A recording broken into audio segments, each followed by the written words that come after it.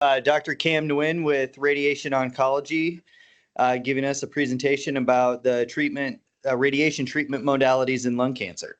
Thank you. I'm one of the radiation oncologists here. Radiation is kind of an interesting field. I'm just going to go over some very basic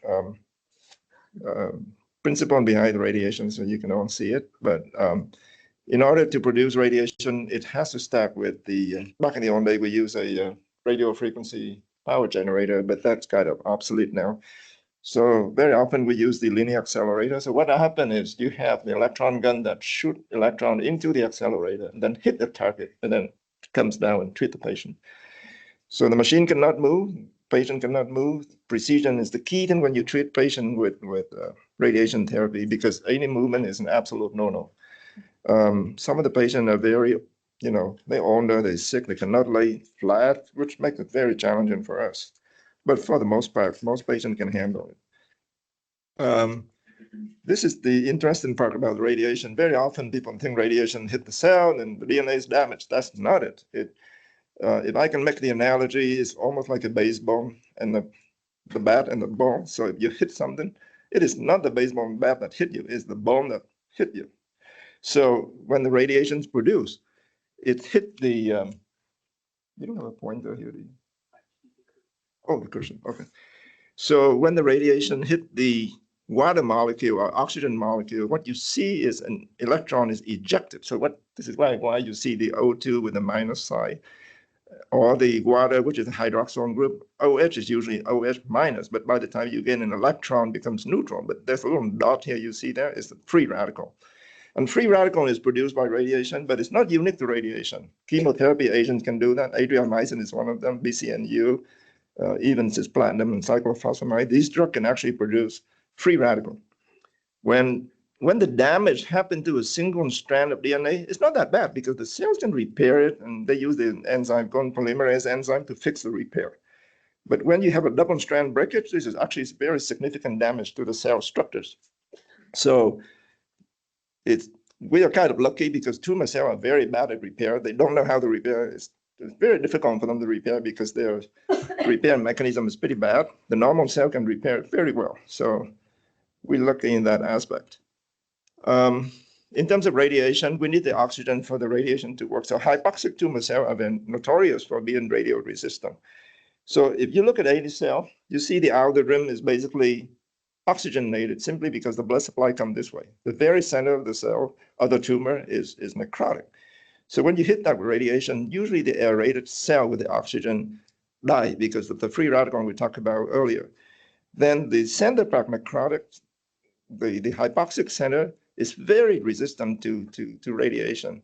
But if you give it a day or two, the outer core just kind of die, fall off.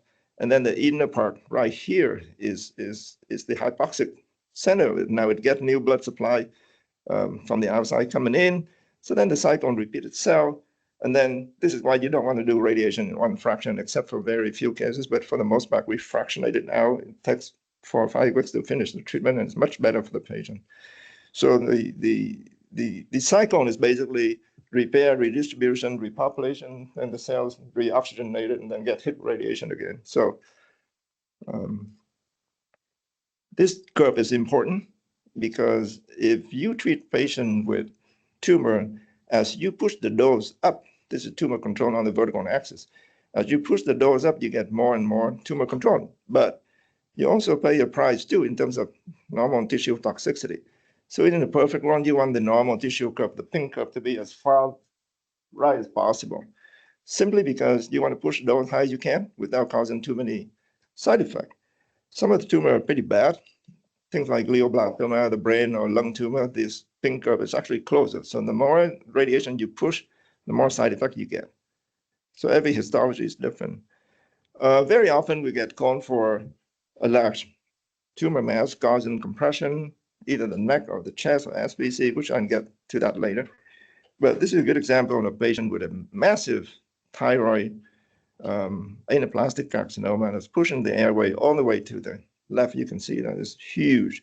And this is the kind of case that our head and neck surgeon do not want to do an elective tracheostomy, simply because the minute you do the tracheostomy, tumor track down into the trachea and make things a lot worse. So in those cases, we do radiation and try to shrink the mass down, try to help them with their breathing. There's a law that kind of college physics, and most of you probably remember, but this is very important when it comes to coronary blood flow or SBC syndrome. It's basically fluid dynamics, whether you deal with a garden hose at home and your plumbing at home, or coronary artery, or the SBC vein that come down to the heart. This is a law that a lot of people kind of don't pay much attention to, but it's crucial. So fluid dynamics, you don't have to go through all the details, as long as you remember that the flow is proportional to the radius to the pore. So for example, if you have a coronary artery that is 2 millimeters today, and tomorrow is down to 1 millimeter, so you would think the flow is half, but it's not true. It's 16 times less. This is why people with coronary disease, the day before they may be okay, the next day they have massive MI or even die from that. So this is a patient with SBC syndrome. It's the same thing. This patient came to see me about 6 months ago. A week before, she was fine. Everything was fine before. Before you know it, her whole neck was swollen up. This is actually not that bad. This is an early SBC syndrome. You can see the neck swell up. Then she got a history of breast CA in the past. So we couldn't figure out why she got this thing, because breast cancer usually rarely metastasizes at this part. So we have to biopsy it. Turned out to be small cell carcinoma. And you can see the port, the chemo port is right here, right there. And the mass is over there. It's basically encases the SBC. So you can see that the chemo port is being pushed medially. And the blood flow through the SBC is almost nothing. So we treated her with radiation. You can see the beam of radiation from the front and from the back and so on. And you can see that 6 months later, it's a spectacular response. Most of it is gone. The port, the chemo port, still here, and we got some new development here, but that's different. So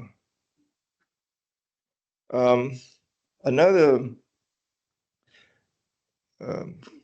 very important aspect for the last 20 years is low-dose CT screening for people at risk for lung cancer. So in this group of patients, if you have a patient in the age group between 50 and 80 years old and got 20+ years of history, and if they just quit in the last 15 years, they recommend CT screening for those patients. Let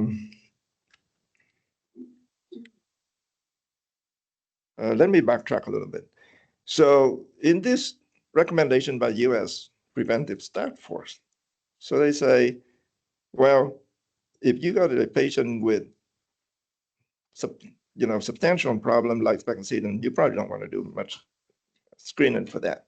Or willingness to have curative lung surgery. This is a statement they made 20 years ago. This has changed a lot, because back in 2000, the main treatment was surgery, but the technology for radiation therapy has changed so much in the last 20 years. Now we have SBRT as a very competitive treatment. It is as good as surgery. So that changes quite a bit. A regular CT scan, I just want to show you the difference between a regular CT and a low-dose CT screen, and the quality is very different. This is a typical diagnostic CT you see in the hospital. This patient happened to have a tumor right up here, 2.2 centimeter in size. But if you look at a low-dose CT screen, then the quality is much less. But the idea is not to diagnose mediastinal problem or tracheal problem or mediastinum and so on. What you look at is the lung parenchyma. So that's how most radiologists use it to look at lung lesion. And it's always done with IV contrast, no need for that. And also the dose you get from low-dose CT screening is the same like a mammogram. A typical mammogram is 3-4 milligray, which is very low dose of radiation. And the CT screening, if you ever go through this, you get similar dose of radiation. So it's not much. But the purpose is not to get high quality images. The purpose is just to get good enough to pick up lung lesions. So same patient I showed you before, the lesion is here. This is what we do. The radiation port usually stuck here. The patient has to stay very still. We take breathing into account, so we build into that volume that we build for treatment. And the radiation beam usually go this way, from the front to the back, and then from the back to the front. So this is called an arc therapy. And you can see the tumors here. So the quality assurance is very strict. We have to be there for the treatment. The physicists have to be there. And there's so much check and balances built in, it's close to impossible to make any mistakes. So this is what we call the dose volume histogram, kind of how much dose you get to how much tumor. This is 100% of the tumor. You want the tumor to get a lot of doses when you don't want the normal structure to get much radiation. So in this case, the chest one, they get very low dose of radiation. How to read a CT scan post-SBRT is a very interesting concept because a lot of radiologists, when they go through their training program, they don't have much training in radiation. So, and very often you give them a CT scan, they look at that, they make a report, and they say, okay, some ground glass opacification up in the left upper lobe. But it causes confusion for for primary care physician and for other physicians. So very often we read our own CT scan simply because the diagnostic CT scan is done post-treatment. The radiologists don't have the information that we have in our department. So we know exactly where the radiation go. We know exactly where it is. So we kind of take the CT scan that we do today and then versus a treatment planning data that we did, let's say 2 years ago, we put it together. In this case, you can see the changes right here correlate with what we do, so we don't worry about that. But sometimes the radiologist makes some comment in the report that make other physicians worried about it. So this is still the easy one because the change is not that bad, just ground glass opacification. I can show you. This one is the one that usually this is a different patient, but make other physicians worry. So this patient I treated 3 years ago, 1 year ago. So there was a lesion right on the right side. We gave SBRT. Everything looks good. This is the typical changes you see in the CT scan post-treatment. Radiation pneumonitis, necrotic tumor. So we don't see a significant growth in this area. We're happy. We don't worry about that. What we worry more is very often these patients show up with lesion elsewhere in the lung. So I usually look at the part that we treat, looks good, stable, so I don't worry about that. But I scan the rest of the lung just to be sure we don't miss anything else. Now, screening is a tricky business. I've been in this city for a long time, for 20 years. I can tell you, you got to be careful on where the patient go. So this is the patient that had screening done elsewhere. I happened to see this patient 2 months ago. But when you look back, and in 23, this was read as a normal CT, which I don't blame the radiologist because you can see here that this is a tough one to pick up. Most of the time they look at lesion out here in the periphery, but the minute you get to the inner part, which is next to the airway, next to the major vascular bundle, especially in a patient with Dell and IV contrast, it's a little tough. So this is fine. But then this one was still reported as normal. But looking back, it was already there. You can tell the progression of the disease there. So by the time the patient came to see us, the lesion's down here. So patient saw thoracic surgery. The recommendations bilobectomy, which means the middle lobe and the lower lobe need to come out. And this patient is pretty sick, so I don't think he can handle it. Plus, he doesn't want it. So we end up treating this patient with SBRT, and I think he should do fine. But you can see CT screening is a tricky business. I think our radiologists here in this hospital do a very good job at that, but out there, I don't know. It's kind of complicated. So this one is interesting. This patient told me he stopped smoking 20 years ago. So he got SBRT. We treated him back in September of 21, so roughly 4 years ago.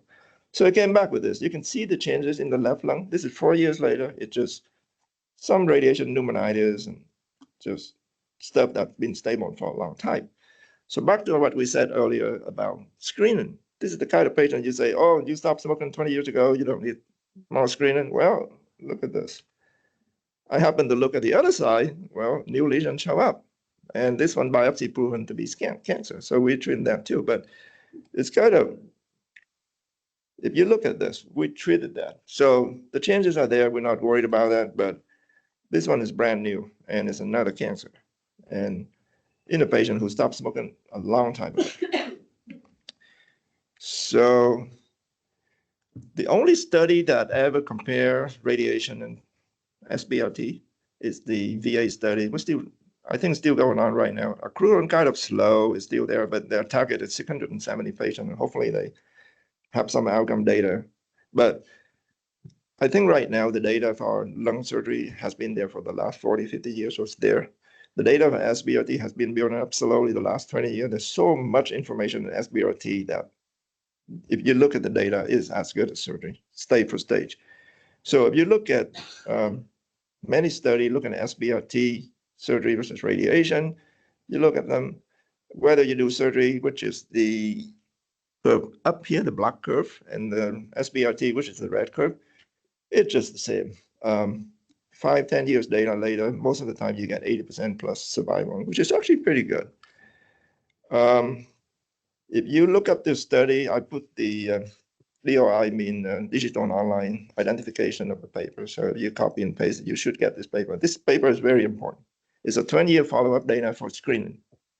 So it was done with low-dose CT screening, a lot of patients screened, and then you down to about 1,200 patients with lung cancer detected. Early on in the study, most of the time these patients have surgery, but SBRT has gone up a lot since then. So it's now very advanced. So you can see that this is a huge study with big group of number of patients on each side. This is the LCAP, which is the one we talked about, the early cancer action program. This is just another study that run in parallel to that massive number of patients. But you can see the vast majority of them have surgery and a small number have SBRT, but that number is changing rapidly now. So you can see that in this 20-year data follow-up published in the Journal of Thoracic Oncology a year ago, you can see that most of these patients do very well. But if you take all patients, which is the blue line, which include T1A and T1B, they do very well. But if you just look at only the T1A, the one with 1 centimeter or less, they do extremely well, 90% plus in terms of long-term survival. So it cannot get better than that. So in summary, radiation is a very effective modality for palliation and also very good modality for curative treatment for early stage cancer. NCCN guidelines are in the process of being updated because so far they say for early lung cancer, surgery is the gold standard, and then use radiation, SBRT, if the patient cannot handle surgery. But that's not really true anymore. So I hope they update that soon. So basically, when you have a patient that comes to the clinic these days, I give the patient the option. You want to have surgery, then it's fine. Go and talk to the surgeon. You don't want that, then fine, we can do that. So the decision is up to the patient. And the low-dose CT screening really safe. This is one of the few modalities that we've done the last 20 years that really save life. So low-dose CT screening is important. But back to what I said earlier, it's mostly 50 to 80 years on patient smoking history. But you'll be surprised what I find when you're in the clinic. So I saw 2 patients recently. One who never smoked but got lung cancer. Only after I asked him to now, he worked in the coal power plant in Council Bluff. What I didn't know is they take not the charcoal, but the black coal that you use for barbecue, they grind up into a dust, and then they shoot into the chamber, burn it that way. That's how you make electricity. So I learned something new. That's how electricity is made in Council Bluffs. He did not smoke, but his work environment was so terrible with coal and dust flying all over the place. He's got the lung cancer. So it's right there. So if your patient's got some high-risk occupation like welder and do this kind of job, you may as well screen them. And I don't know much about insurance approval or not, that I don't know. But a lot of these guidelines are out there. Just so, like mammogram and who's eligible and who get it for free and so on. But some of the patients are not, they don't belong in that categories, and you have to be creative when you know that your patient's doing high-risk job. All right, so I'm going to stop here for a question. Oh, good question. Very good question. So in our field, we used to worry, we say, oh, do every 3 months, watch like crazy. And then we learned the lesson, 3 months out, it's not much we can do. And then some of my colleagues in the country do even IV contrast because they want to look at everything. But if you ask the same question at Astro meeting in our national meeting, you get two different answers. A group that said do CT every 3 months, IV contrast. I belong to the other group. I said, do it at 6 months with no contrast because these patients are very sick. You don't want to give them IV contrast. Plus, at 3 months, not much you can see.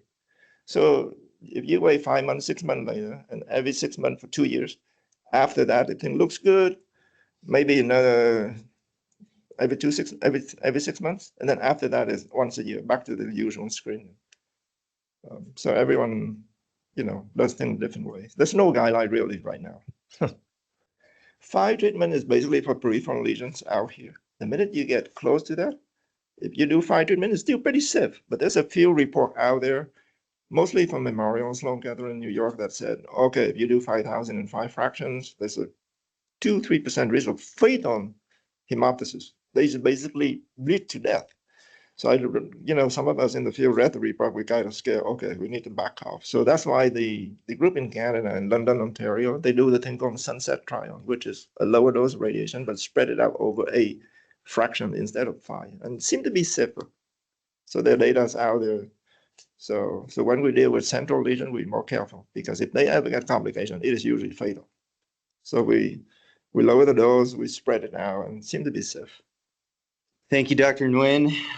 So far, we've covered identification, diagnostics, and on to treatment. And to round us out is Rachel Schmidt with Nebraska Medicine, who is going to speak to us about survivorship in lung cancer patients.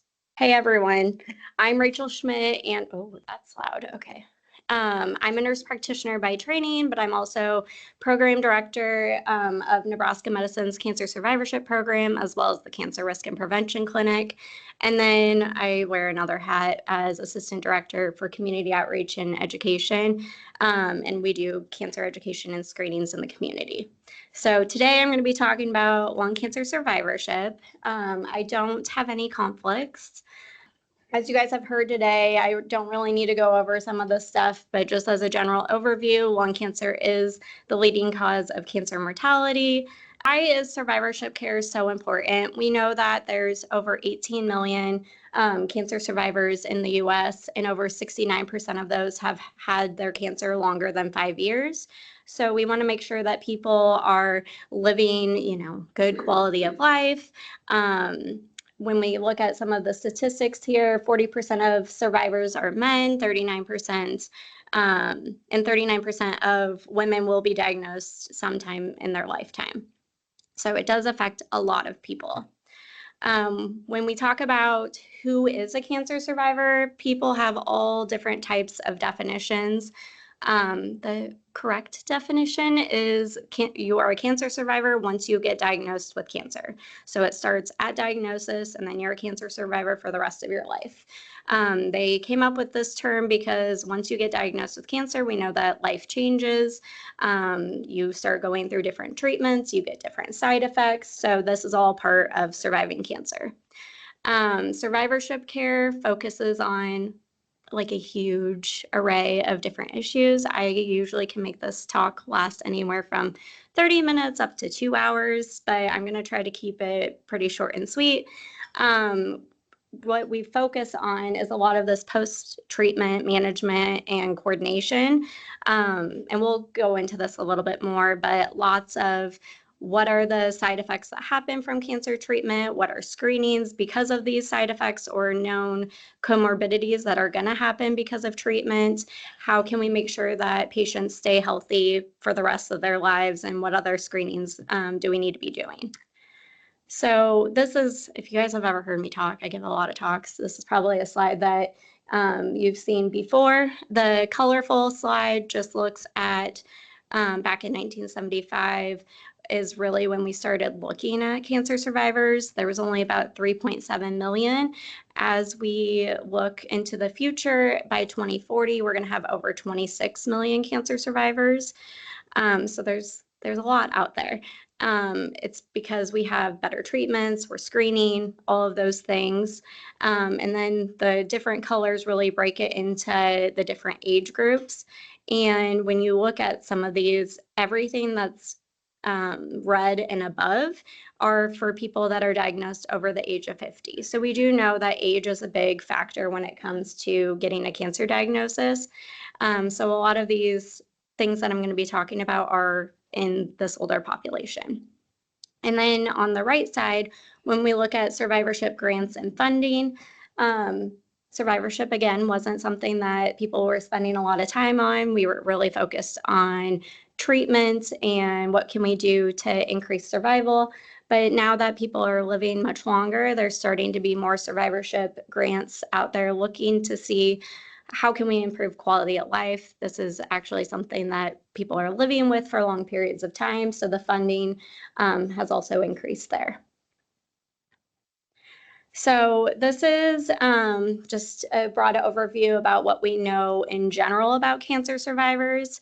We talked about the 26 million that are going to be alive in 2040. Approximately 1 in 4 cancer survivors report a decreased quality of life because of physical problems, and 1 in 10 cancer survivors have a decreased quality of life because of emotional problems.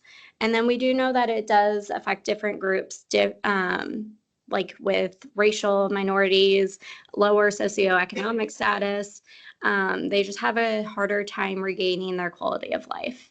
And then patients that are younger at diagnosis struggle more with emotional side effects, whereas patients that are older at diagnosis struggle with more of those physical effects. So in the media, there's been lots of headlines. I don't know if you guys have ever seen any of these, but they've been coming out. You've survived cancer, now what? Life after cancer. After treatment comes a whole new battle. So survivorship is getting a lot more I guess, visibility out there as something that patients care a lot about. And so that's why there's clinics like ours out there that are trying to address these issues and then also make sure that they feel heard and understood about some of these issues that come up because they've had cancer treatment. So when I look at survivorship, a lot of people just focus like what happens after treatment, but because a cancer survivor starts at diagnosis, there are certain things that our clinic focuses on at different points throughout treatment. So when somebody's diagnosed and they're younger, usually under the age of 40, we always talk to everyone about oncofertility. It's not usually the case with some of our lung cancer survivors. We don't see a lot of people, under that age, but this is something that we talk about: fertility preservation with everyone, contraception counseling. So making sure people are on, usually we recommend IUDs or condoms if they're going through chemotherapy. And then a lot of our people, we talk about prehabilitation. When they're going through treatment, most of this is focused on side effect management. And then after treatment, we really talk about the survivorship care plan. What was their treatment? What are the side effects related to their treatment?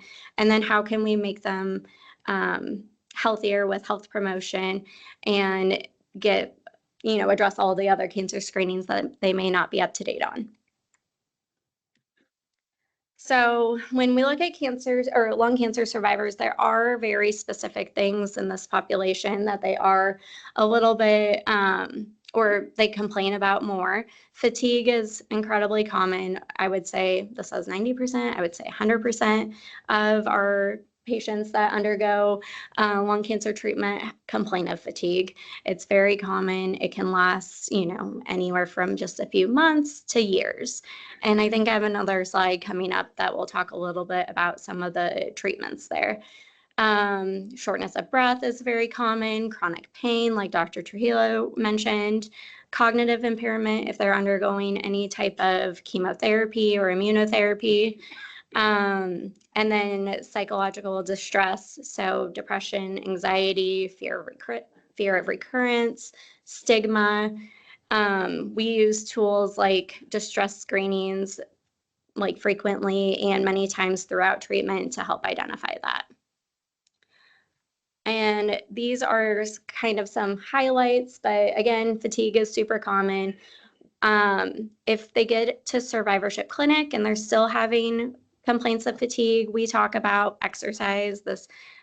I usually get an eye roll whenever I talk about this with patients because they're like, Rachel, I am tired. Why would I exercise? And they're like, that's counterintuitive. And actually, exercise is the number one thing that can help with fatigue. Even just starting with 5 or 10 minutes a day and slowly building it up, it's the best thing out there. And it has no side effects besides being maybe a little bit sore. So we're not starting them on another medication that can cause issues. Exercise can help with a ton of other issues as well. So I always recommend that to patients, but then we also check for like thyroid function, depression, anything else that could be a contributing factor to fatigue. For psychological distress, we talked about anxiety and the fear of recurrence. The biggest thing in all of the studies is that if we don't identify it, patients are going to have higher morbidity and mortality because we aren't talking about it or screening them. So screening patients frequently at diagnosis, through treatment, and even into survivorship, we need to make sure that we're doing.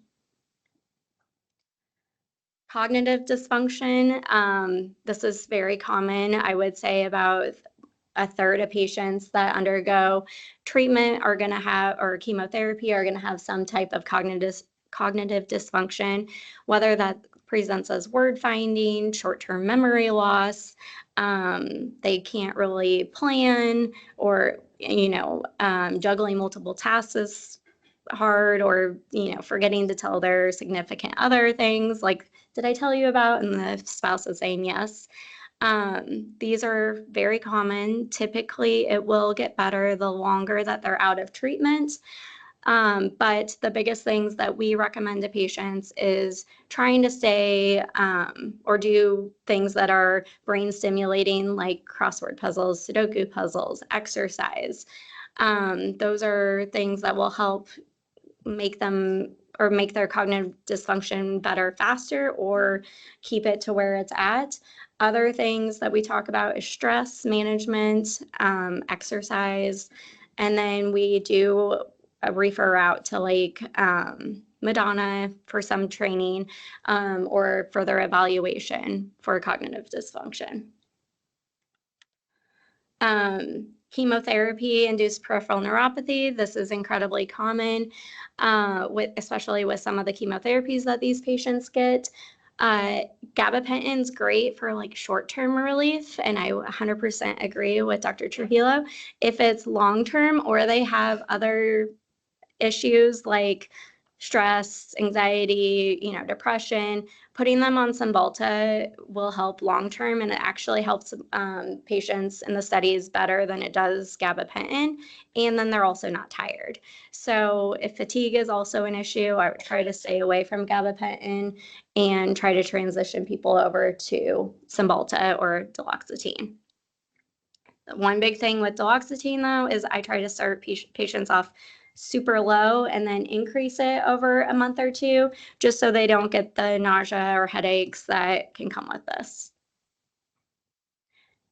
Sexual dysfunction is, again, something that is not routinely evaluated, but it is incredibly important to all patients. In the studies, this is a super huge range. So it says 40 to 100% of survivors complain of some sort of sexual dysfunction. This can range anywhere from vaginal dryness, erectile dysfunction, pain with intercourse, even like hot flashes, body image issues with scars, just decreased libido, you name it.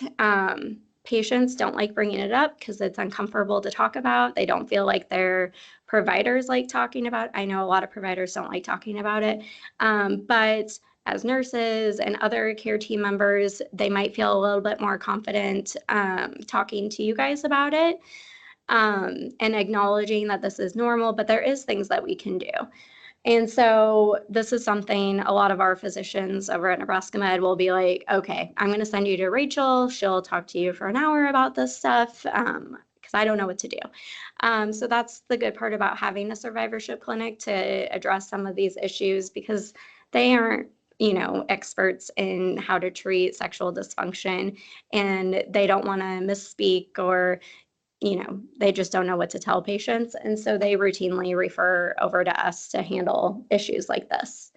There's a lot of things out there that can be done if you guys don't feel confident on how to manage these. Even just getting them over to a gynecologist to address some of these is a good step. And then moving over to some long-term complications, I am not going to go into all of these because we've kind of talked about a few of them, but just knowing that because a patient has a certain type of treatment, we tailor our survivorship care plans based on the treatment to reflect what complications they could have later. So with surgery, we've heard about the chronic pain, the shortness of breath, pain syndrome, as well as chemotherapy, the neuropathy. Some hearing changes are really common.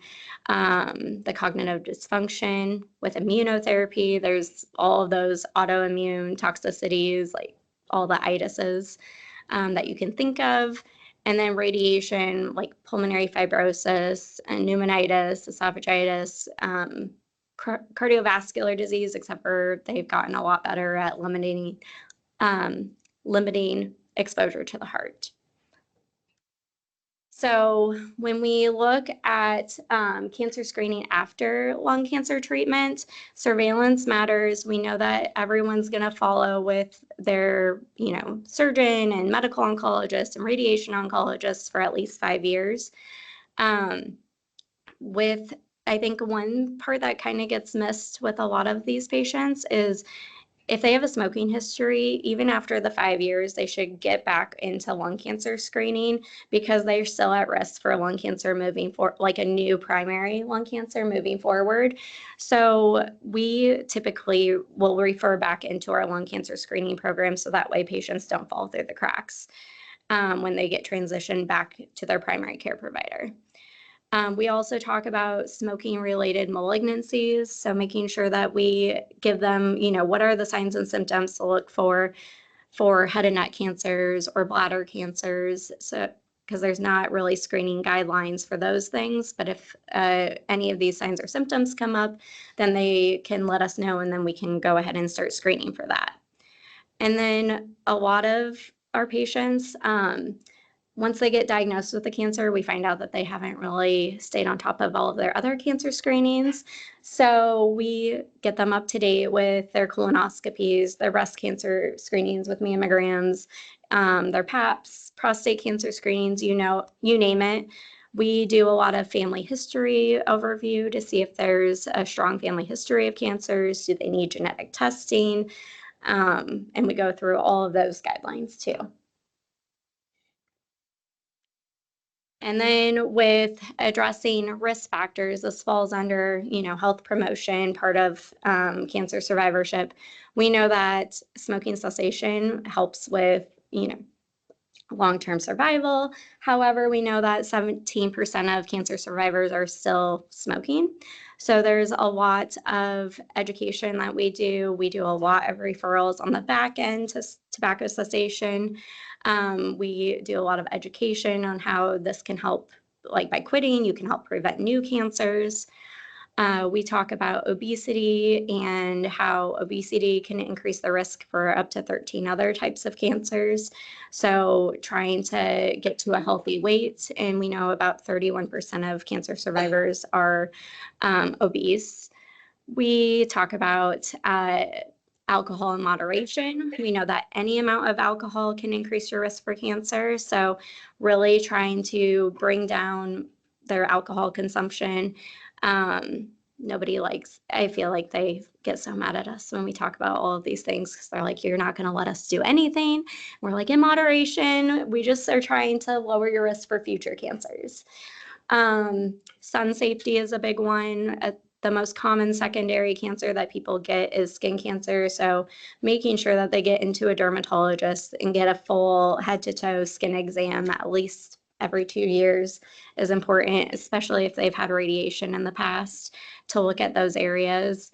Exercise, again, 150 minutes per week is what's recommended, and that can lower your risk for cancer, as well as eating at least 3 servings of fruits and vegetables. And we know that 84% of people do not meet those guidelines. And then just making sure people are plugged into a primary care provider, getting their other checkups.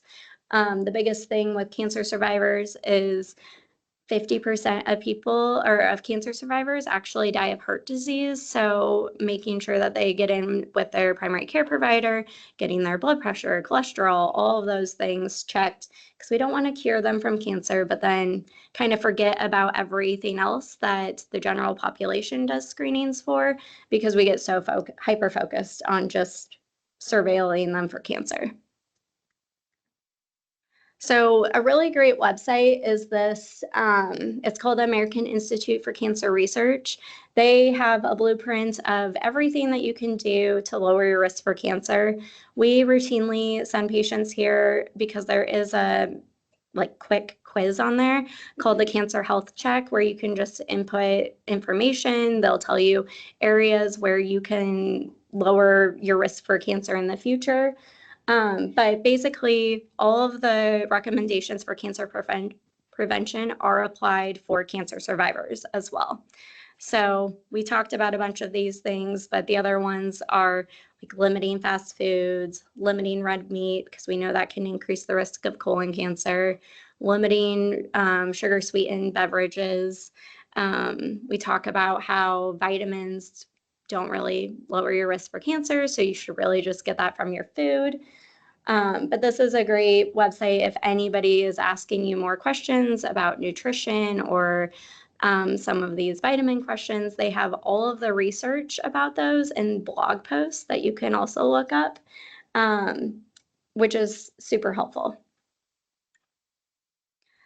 And I always tell everyone that survivorship is more than just a survivorship clinic. It's all about these supportive care services that are offered, like nutrition, psychiatry and psychology, PTOT support groups, social work, smoking cessation, genetic testing, financial services, oncofertility. We have a cardio-oncology program and then an endocrine oncology program. We make frequent referrals to all of these groups depending on patient needs, and that's why we do risk assessments in all of our visits. But we can't handle everything, and we're not the experts in everything, and it's really important to have these types of supportive care services available for patients. So the last part that I just wanted to talk about is a survivorship care plan. You guys have probably all heard this or know what it is. There was a huge push back in 2015 is really when it started at big cancer centers with the Commission on Cancer Accreditation. This is a document that reviews basically, you know, a stage, what like all their cancer, you know, markers, treatments, follow-up recommendations. It goes over prevention, intervention, surveillance, and then coordination of care. I love survivorship care plans. I am very biased. I am in survivorship. So I understand that you guys, there might be some people out here that absolutely hate them. They are incredibly time consuming to put together. And there in the research, there hasn't been a lot of benefit when in the studies. And I'll talk about that a little bit more, but I look at it as like a form that, say you get discharged from the hospital, your primary care provider always gets a discharge summary. That is what I look at a survivorship care plan. You're done with your cancer treatment. This is a form that you get that reviews everything, and then you can help educate the patients on what they had as well as their primary care provider. So it is a really good roadmap, but how you use it, I feel like is important because it is resource intensive. So the data behind survivorship care plans is very mixed. There was a huge systematic review that was done in, I think, 2018. Yeah, in 2018, basically all the studies that they looked at, they were looking to see, can survivorship care plans improve quality of life for cancer survivors? That's a really big ask of a piece of paper. They basically said that they were looking at the wrong metrics for this. There's what I put in red: existing research provides little evidence that survivorship care plans improve health outcomes and healthcare delivery. So when they looked at this, they were trying to figure out, like, our survivorship care plans, like, should we recommend them for everyone and make it 100% of cancer survivors should get this? The answer is no, but I think it's how we use it moving forward is how valuable they are to patients. So when I look at these, I think that, like, it outlines that you, like, what care you had. It helps provide coordination with your oncology team as well as the patient. I always tell every patient, when you get this care plan, it's like a little Bible, if you want to call it that. You can look back. They don't know what stage they were a lot of the time. They don't know what their pathology was. They don't remember exactly what the names of the chemotherapies were, but they're able to refer back to this. I tell them to take it to their next primary care appointment, so that way they can review the document with their primary care providers and then get all on the same page about these are the next steps or screenings that need to be done by oncology versus primary care.